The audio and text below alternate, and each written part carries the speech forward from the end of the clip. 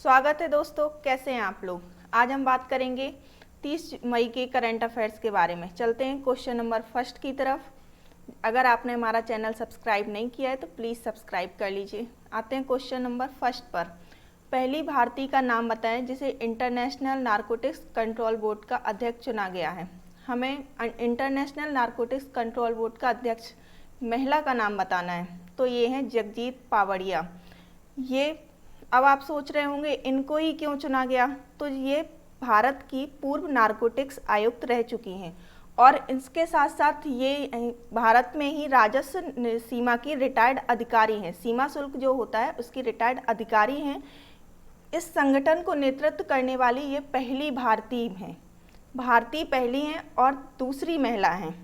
इस बोर्ड का काम, अब आप सोचेंगे इस बोर्ड का काम क्या होता है, तो जैसे कोरोना काल में हमें दवाइयों की आपूर्ति हो रही है, बहुत ज़्यादा हमें वैक्सीन की कम पड़ रही हैं, तो इसके लिए इस बोर्ड का चयन किया गया है। बहुत पहले से ही इस बोर्ड का चयन कर दिया गया था। इस बोर्ड का काम है कि जो आपातकाल होता है उस स्थिति में हमें दवाइयों का कंट्रोल, दवाइयों की सप्लाई पर पूर्ति हो, इसका निरीक्षण रखना पड़ता है। इसका मुख्यालय है वियना में। वियना ऑस्ट्रिया की राजधानी है। आते हैं नेक्स्ट क्वेश्चन पर। International any award. International any award क्यों दिया जाता है? इंटरनेशनल एनी अवार्ड दिया जाता है जो वैज्ञानिक कुछ नए स्तर का काम करते हैं, कुछ नई चीज़ों को खोज कर लाते हैं, उसके लिए इन्हें ये अवार्ड दिया जाता है। आप सामने फ़ोटो देख पा रहे होंगे, ये हैं हमारे professor CN Rao. CN Rao को ये अवार्ड दिया गया है। इनको ये अवार्ड क्यों दिया गया है, ये भी क्वेश्चन बनता है। तो इनको अवार्ड दिया गया है अक्षय ऊर्जा स्रोतों के लिए। जो अक्षय ऊर्जा स्रोत होते हैं जैसे कि पवन ऊर्जा, सौर ऊर्जा, इन सब चीज़ों को बढ़ावा देने के लिए और इनके क्षेत्र में काम करने के लिए, अनुसंधान को और अधिक बढ़ाने के लिए इनको ये अवार्ड दिया गया है। 14 अक्टूबर, अभी दिया नहीं गया है, केवल अनाउंस किया गया है। 14 अक्टूबर 2021 को रोम में यह अवार्ड दिया जाएगा। ये हमारे जो वैज्ञानिक हैं इनको भारत रत्न दिया जा चुका है। इन्हें तीसरे नंबर की ये हमारे वैज्ञानिक हैं जिनको भारत रत्न दिया जा चुका है। इसके पहले 2 लोगों को और भारत रत्न दिया जा चुका था। उनका नाम अगर आपको पता है तो प्लीज़ कमेंट करिए। आते हैं क्वेश्चन नंबर 3 पर। संयुक्त राष्ट्र एनवायरमेंटल ट्रीटी ने जातिवादी और सेक्सिस्ट कमेंट करने पर किस एक्टर को एम्बेसडर पद से हटा दिया? सबसे पहली बात तो ये आती है कि इन्हें किस पद से हटाया गया। तो जैसे कि यहाँ पे लिखा है संयुक्त राष्ट्र एनवायरमेंटल ट्रीटी, ये होता क्या है? जो जंगली जानवर होते हैं उनकी जो प्रवासी प्रजातियाँ होती हैं उनका संरक्षण सम्मेलन होता है। एक संरक्षण है, एक एनवायरमेंटल ट्रीटी है, ये यूनाइटेड नेशन की तरफ से है। तो यूनाइटेड नेशन की एनवायरमेंटल ट्रीटी है जिसका एम्बेसडर रणवीर हुड्डा को बनाया गया था 3 साल के लिए। लेकिन 2012 में इनने मायावती को लेकर एक अभद्र टिप्पणी कर दी थी। वो वीडियो 2021 में वायरल हो गया और जिसके कारण लोग इनकी गिरफ्तारी की भी मांग कर रहे हैं, इसलिए इनको इस पद से हटा दिया गया है। आते हैं नेक्स्ट क्वेश्चन पर। किस भारतीय को वर्ष 2021 का अंतर्राष्ट्रीय हॉकी महासंघ प्रेसिडेंट अवार्ड मिला? ये बहुत ही अच्छा क्वेश्चन है। इसके पीछे एक छोटी सी स्टोरी भी है, सुन लेते हैं। 2 मिनट लगेगा, शायद कभी नहीं भूलेंगे ये क्वेश्चन। ये उड़ीसा के IAS अधिकारी हैं, नवीन पटनायक के निजी सचिव हैं और उड़ीसा कैडर के IAS अधिकारी हैं। एशियाई एथलेटिक चैंपियनशिप 2017 का आयोजन झारखंड में होना था।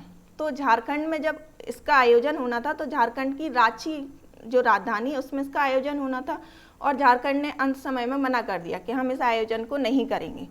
फिर अब आयोजन तो होना था, तो हॉकी जो इसका एथलेटिक चैंपियनशिप है इसने कई राज्यों से संपर्क किया कि कोई इस आयोजन को कराने की डिमांड कर ले कि हम ये आयोजन करा देंगे।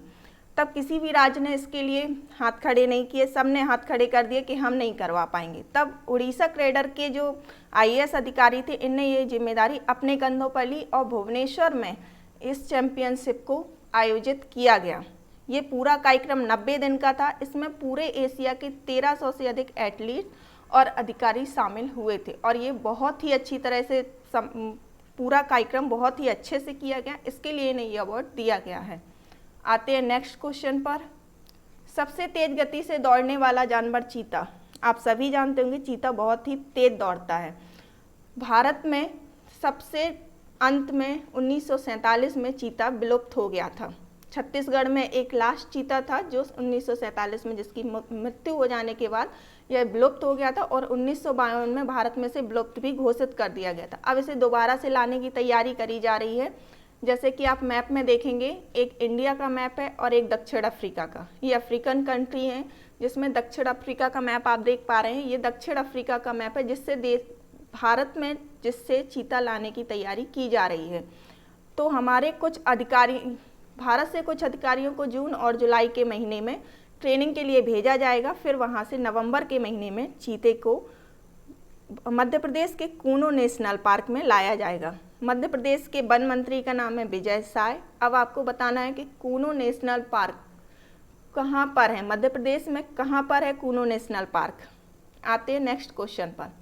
लोक व्यवस्था में गड़बड़ी के दौरान संपत्ति के नुकसान की वसूली। आप अगर इसे सिंपल लैंग्वेज में समझे तो कोई भी धरना होता है या जैसे असामाजिक तत्व होते हैं, जो सामाजिक संपत्ति होती है उसको नुकसान पहुंचाया जाता है, बस जला दी जाती है, सामान लूट लिया जाता है, इन सब चीज़ों को रोकने के लिए किस राज्य ने मंजूरी दे दी है? तो हरियाणा राज्य ने इसकी मंजूरी दे दी है। इससे पहले किस राज्य ने इसकी मंजूरी दी थी? तो यूपी ने इसकी मंजूरी दे दी थी। इन सब चीज़ों को इसलिए लागू किया जा रहा है, इस विधेयक को इसलिए लागू किया जा रहा है ताकि सार्वजनिक संपत्ति की जो भी नुकसान होगा उसकी भरपाई जो होगी वो प्रदर्शनकारियों से ही की जाएगी। और अगर प्रदर्शनकारी जुर्माना नहीं देते हैं तो उनसे बाद में ब्याज समेत धनराशि की वसूली की जाएगी। उनके जितने भी बैंक में खाते होंगे सारे सील कर दिए जाएंगे और उनकी जो प्रॉपर्टी होगी, जिस भी तरीके से सरकार उनसे वसूल कर पाएगी वो धनराशि अपनी वसूल कर लेगी। आते हैं नेक्स्ट क्वेश्चन पर। विश्व भूख दिवस, हंगर डे, हर साल मनाया जाता है। कब से इसकी शुरुआत हुई? 2011 से इसकी शुरुआत हुई थी। अब हमें बताना है कि ये किस दिन मनाया जाता है। तो 2011 से इसकी शुरुआत हुई थी और हर साल 28 मई को ये मनाया जाता है। इसमें भारत का नंबर भी पूछा जाता है। ये क्वेश्चन बहुत बार आते हैं कि विश्व हंगर डे में भारत का कौन सा स्थान है। तो 107 देशों में 94 स्थान पर हमारे भारत का नाम है, बहुत ही पिछड़ा हुआ है। आते हैं नेक्स्ट क्वेश्चन पर। अंतर्राष्ट्रीय महिला स्वास्थ्य कार्रवाई दिवस कब मनाया जाता है? अंतर्राष्ट्रीय महिला स्वास्थ्य कार्रवाई दिवस पहली बात तो 1987 से इसकी शुरुआत की गई थी। अब इसकी ज़रूरत क्या पड़ी? जैसे कि महिला दिवस अलग होता है, स्वास्थ्य कार्रवाई दिवस अलग होता है। तो जो स्वास्थ्य कार्रवाई दिवस है, महिलाओं को लेकर जो यौन शिक्षा है, स्वास्थ्य है, उनका प्रजनन है, इसके बारे में उनको बहुत जागरूकता नहीं होती है। इन सब चीज़ों की उनमें जागरूकता बढ़ाने के लिए इस दिवस का शुरुआत की गई थी। 28 मई को मनाया जाता है।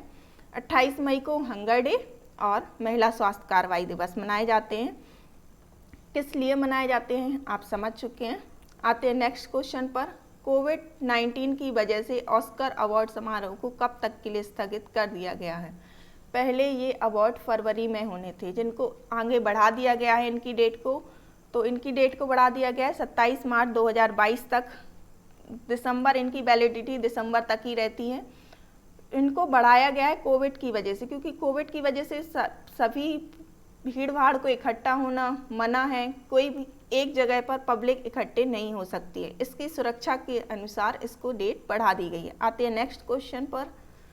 किस सरकार ने पौधारोपण को प्रोत्साहित करने के लिए अंकुर योजना शुरू की? ये बहुत ही अच्छी स्कीम है। कोरोना काल में हम सब समझ गए हैं कि हमें पौधों की कितनी ज़रूरत है, पेड़ पौधे हमारे लिए कितने ज़रूरी हैं। कुछ लोग तो कोरोना काल में ऑक्सीजन के लिए पेड़ों पे रहने लगे हैं। इससे ज़्यादा मज़े की बात क्या होगी। तो इसकी शुरुआत करी है मध्य प्रदेश सरकार ने। वहाँ के मुख्यमंत्री शिवराज सिंह ने इसकी शुरुआत करी है और ये शुरुआत करी गई है। बरसात का मौसम आने वाला है, मानसून स्टार्ट होने वाला है, तो मानसून में पौधे बहुत जल्दी लगते हैं। इसका प्रोत्साहित करने के लिए, पौधारोपण को प्रोत्साहित करने के लिए ने ये योजना शुरू की है। इसके लिए एक ऐप भी है। अगर आप एमपी से हैं तो ये चीज़ कर भी सकते हैं, बहुत अच्छी है। वायुदूत नामक एक ऐप है जिस पर आपको पंजीयन करना है। जब आप पंजीयन करेंगे तो आपको पौधा लगाते हुए एक फ़ोटो अपलोड कर देनी है।